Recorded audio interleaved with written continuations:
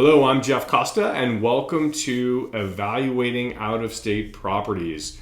We're going to take a bit of a different tack this week, and instead of actually running the numbers on a property, we're going to talk about what you should do the first week after you own the property, after you close on a property.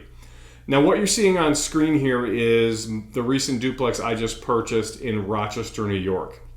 And I'm going to walk you through some of the things that I experienced over the last week at this property. Now, there's a school of thought for some remote investors that they never see the property, right? They might have an inspection report that has photographs associated to it, and that's how they see the property. Or their agent took them through it in a FaceTime, as they were preparing to make an offer.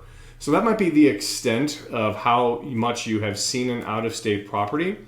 I actually don't mind that for the buying process. That's exactly how I like to buy out-of-state properties. However, when it comes time to closing, I change my tack and I actually go to the property. So I actually flew up to Rochester and went through the final walkthrough where both your agent, who is representing you as the buyer, and the seller's agent were there as well. I also make that an opportunity to meet the local property manager who I've also contracted with before I've come up there. So I don't self-manage, I use local property managers, and it's a great time when you're doing that final walkthrough to really include the property manager in that walkthrough so that he or she really gets a feel for the house and understands its strengths and weaknesses. So the three of us met last Tuesday to walk through the house. And I'm going to kind of show you some of the things that came out of not just that walkthrough, but things I discovered along the way. The reason I like to go to these houses is because I like to understand how they are put together, right? You can only learn so much from a video or from photographs. Right? I want to learn everything I can learn about the house, its appliances, its layout, everything. So that in the future, when the property manager calls me and says, we need to do a repair on XYZ, I already know what that is. I know where it is in the house, I know what condition it was in, and I can easily greenlight that repair. It helps provide context. So I took a few photos while I was there, and I'm going to use those photos to illustrate some things you guys might want to do in week one. So the first thing that surprised me about this property is I got 5 sets of keys, right? You can see this there: front door, side door, back door, side door of the garage, and the upstairs back door. And you can see there's multiple copies of the keys, right? Some are newer. The ones here on the left are older, so that's a much older lock. You can tell by the style of the key. But I think the first signal here that you should take away is, holy cow, this previous owner got kind of lazy when it came time to replacing doorknobs and door locks. And instead of having a couple of keys, right, which would mean that they had used door locks and doorknobs universally and purchased them as a group and installed them as a group throughout the home, we have a landlord who kind of cheaped out, right? And over time has replaced different doors with different knobs.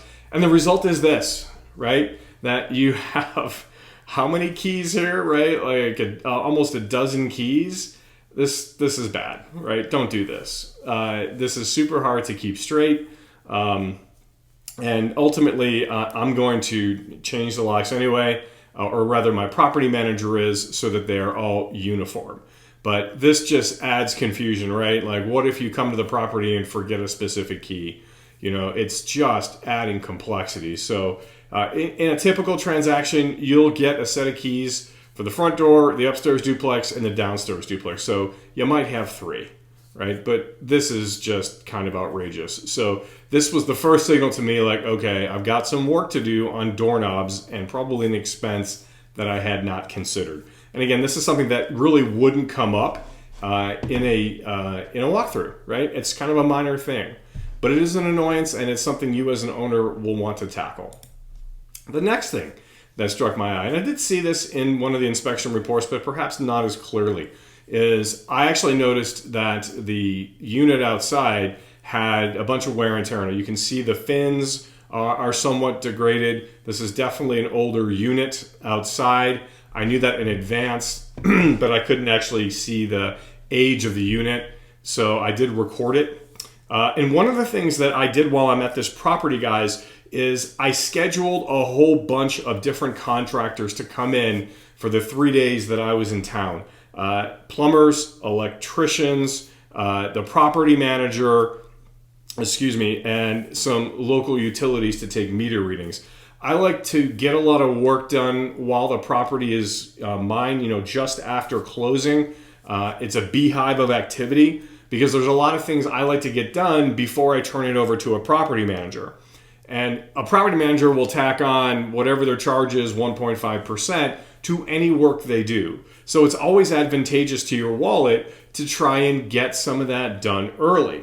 So in this case, I actually did have an HVAC crew come out and do what they call a summer or semi-annual maintenance on the furnaces inside the house and this unit outside the house. Now, to me, you can see that this unit has kind of a damaged cage. Again, the fins are damaged. It's older. I was kind of expecting to hear, this thing needs to be replaced. It's going to cost you $4,000. But it actually turned out, because of the inspection that was done, that this unit is perfectly usable, right? And I don't have to replace it. So there's $4,000 that I didn't have to spend. Next photograph. One thing I noticed here, and I noticed this on the pictures, is you can see this leaning sycamore tree right here. Right, and what you can't see is you can kind of see it. There's a branch already kind of right here on the second roof. So I actually had to call in an arborist to come in and review it. They can do this without you being there. This is one of those outdoor things, right, that can be done at any time. And I got a quote to cut these tree limbs back from the house. As a general rule, you don't want tree limbs touching your property. It really can damage your roof in a lot of different ways, as well as the siding.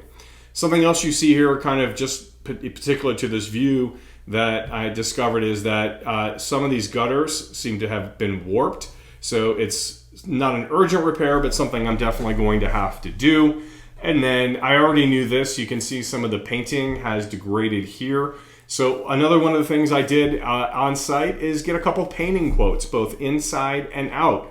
Again, maximize the time that you have between the closing and when you hand it over to a property manager, right? There's tons of stuff that you can do individually, or that you can schedule contractors to come in and give you estimates for, so that now when I want to do this painting, I've got the quote, I just say, green light, let's go. So this was actually something that an arborist came out, I got a quote, I accepted it, and they're going to cut this tree back as well as another tree. In terms of capital improvements, one of the things that was lacking in this property is one of the garage doors opened and one didn't, which meant that we had problems with the doors or the openers. Turned out both of these doors were actually rotted. And you can see here, this is a different color paint than the house. So this largely was the existing color of the house. And I took it upon myself to get these garage doors replaced and get the openers replaced. And this is something I did so that I could increase the utility of the property for renters. This is in Rochester, New York. They have a winter that lasts for several months. So it's really advantageous to a renter to have a covered garage where their car can stay dry and warm throughout the winter. Right? So all they have to do is go in and start it. They don't have to brush ice and snow off of it. So I took the capital hit here and to replace both the openers and the garages, and you can kind of see they're in mid-build here, having already taken down the other garages. And then in this photo, you can kind of see a picture of both garages. Now, something else I did, again, because now I could have paid an arborist for this, but I had the time, is This tree right here that's in my neighbor's yard was also hanging down in here, and it was actually touching some of the shingles on the garage. I cut all of this back, right? And I made it so that there was actually space here. There was even more debris back here. I took a large part of that to the road to be disposed of. But here I bought myself some time, right? So that, none of these branches are going to damage the nice roof of this garage. Also, you can kind of see it from this photo, maybe a little bit from this one. That's probably better from this one. That there's a tree back here that's kind of also touching the power lines. So I also had the arborist look at that and evaluate that, and that is also going to be something that he is going to be cutting back. So this one is outside an outdoor window, and it's a new vinyl window replacement, but you kind of look at it and go, something's missing here, right? So this is something that was done after I had, before I closed on the property. They had replaced this window. It's missing trim, quite obviously, right? And it's already starting to get a little bit weathered. So I didn't know about this until I got there and walked the property. Not a great surprise, but also not a hugely expensive one, right? I can get a roofer or cider in here to add the missing trim. But, always look for stuff like this, because sometimes things change from the time that you make your offer to the time you actually get to the closing table. We discovered this at walkthrough. It was inexpensive enough that I just let it go and decided to pay it out of pocket. Now, something else that you always hear is that inspectors, when you get a house inspection done, inspectors don't always find everything. And that is very true. So when I made my way up to the attic, I had found this. You can see daylight coming in there, can't you? That should not be happening.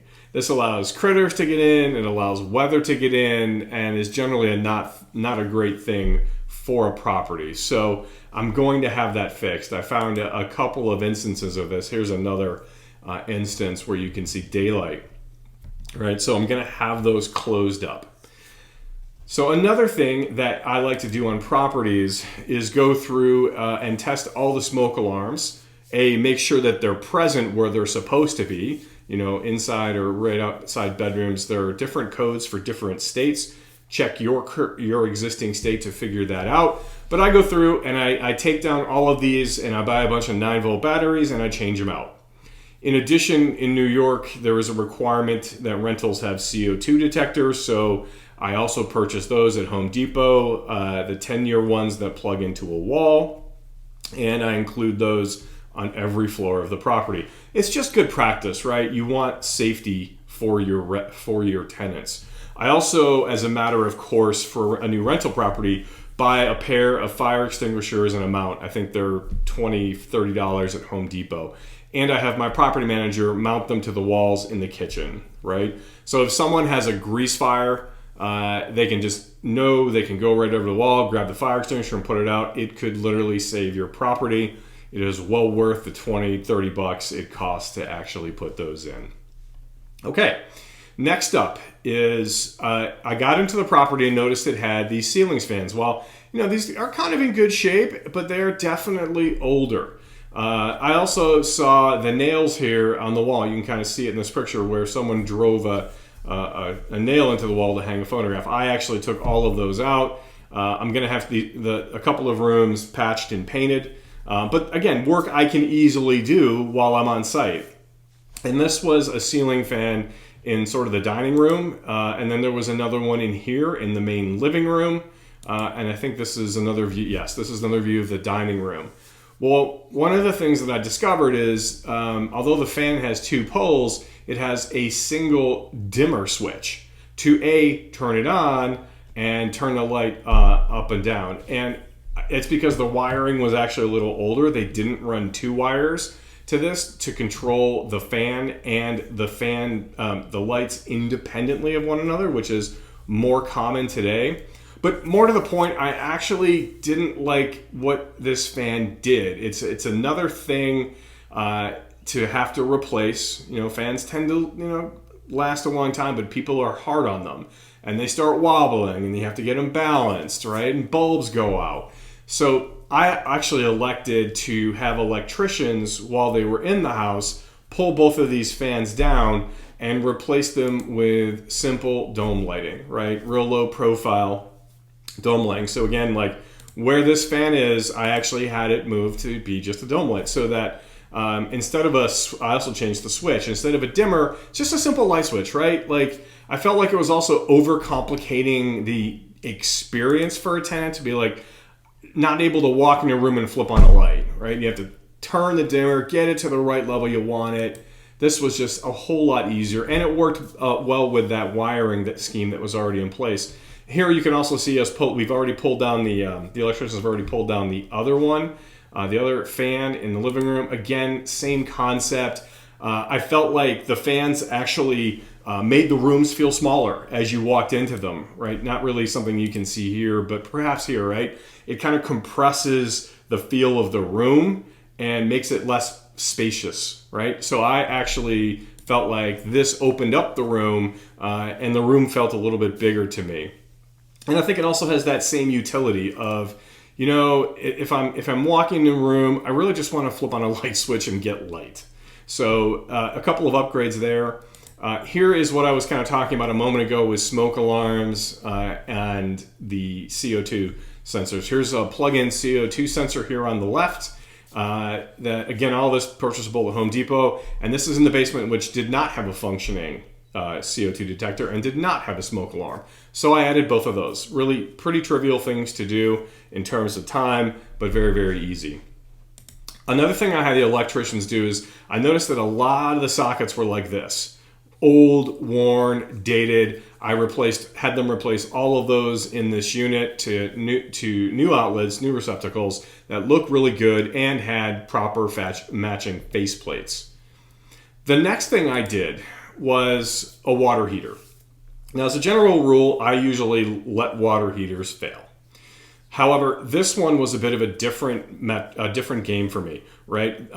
This is an A.O. Smith. A.O. Smiths have a reputation for being crazy durable, like well beyond the rated years of a water heater, right? But what we found here was that this water heater was from 1999, right? Way past its useful life. And I could have just left this here and let it fail. But lucky for me, I have a brother-in-law who is a plumber. So I engaged him through his company to put in a new water heater. Why did I do that? Well, number one, I like less problems in the future. And this was, compared to the other water heater, which was only a few years old, this was really old. And you could see the gas piping here was kind of wired in almost a silly way, almost too many bends. This was kind of done a little bit poorly.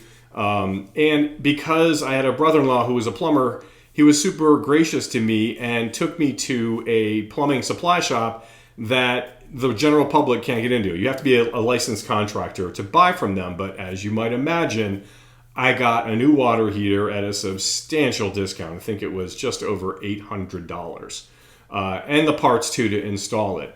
So, you know, when we pulled this thing off, it was interesting. It was full of sediment at the bottom. It took about 2 hours to drain. You can kind of see the drain line there that's already hooked up. It was just old, right? And, you know, we definitely made the right move here. One point I will say is even though my brother-in-law was doing the work, it was done through the plumbing company he works for, right? This is an important point that you want to take away. Whoever does big important work on your house that could be a liability, you want to have that company licensed, insured, and bonded.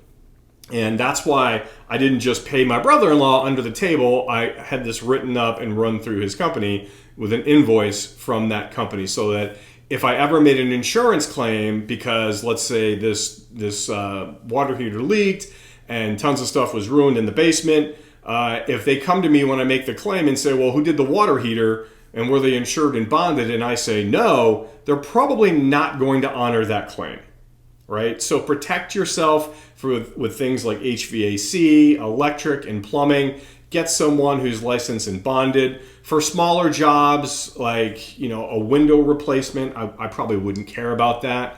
But anywhere you think there might be liability involved, it's a good practice to do. And then here's that same, here's the new water heater, right? And you can see it was installed 8/4/22, right? Brand new. So this thing's got, a long lifespan, 15 years. I won't have to think about it again. And it's under warranty. Another thing I do when I turn over properties is I look at the connectors at the toilet, the sink, and the washer and the washing machine. What am I looking for? I'm looking for this: stainless steel connectors instead of plastic. These fail all the time. And what you want to do is, again, if you see plastic anywhere, go to Home Depot and pick these up. They are inexpensive insurance policies for your rental, right? So that because you want to see these more durable stainless steel versions, right? Here's another look at one under the sink, right? Because these things don't leak. Plastic degrades over time. It can cause a water leak on the floor, and now you've got a huge problem. And you can avoid that problem by spending a few bucks on one of these. Another thing I do when I turn a new property over is, while I'm at Home Depot, I'm going to pick up some air filters for the unit. Actually, for both units. It's a duplex, right? Different. Each one has a different type of filter. But not only do I record the type of filter, but I set my tenants up for success by providing the next filter, right? So that when the time comes, 3 months, 6 months to do it, boom, they can just pull it out, put it back in. Sometimes I'll buy 4, enough for a year and whatever. But a lot of times the property manager will help with this. But good practice, right? Set your tenants up for success. Another thing I like to do is go through the house and take photos of the major mechanicals, right? So this is the other water heater, right? So I just want to know, for my own records in the future, hey, who made this? When was it manufactured? You can see, this water heater was from 2016, and this is the other water heater for the duplex, right? So this was put in not too long ago, so it's got quite a long years of life. But I have the serial and the model number, right? So if I ever need to tell someone what's in the place, I have that. And I do that for other things too, like for the fridge, right? What's the model and serial number, right? If I ever need to replace something in the fridge, it's helpful for me to be able to give someone the model and serial number, right? Let's say I need a new filter for it, or a new door, or a new replacement part. Great to have this stuff at your fingertips. So I think that's it. Again, sorry, a random picture of the ceiling fan. But this is some of the things that I do when I turn over a property. And hopefully you guys learn some things from this. I think this is good practice. This doesn't have to be what you do, but I certainly thought it was worth my time to do some of these things. There's more than I'm telling you here, but I think these are common things that you can do, within the first few days of owning a new property. Hope it was helpful, and look forward to talking to you and seeing you all next time.